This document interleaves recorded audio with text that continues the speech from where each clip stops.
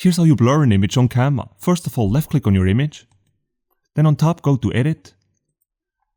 And under Effects, select the blur effect. Now if you would like to blur the whole image, select Whole Image. And then use the intensity fader below to add the blur. To remove the blur, click on Remove Blur at the bottom.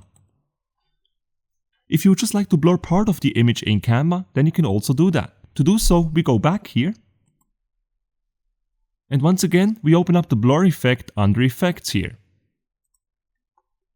This time make sure that brush here is selected. Then adjust the brush size right here.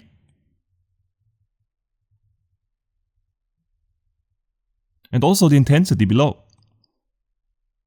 Finally, on your image, brush over the parts of the image that you would like to blur.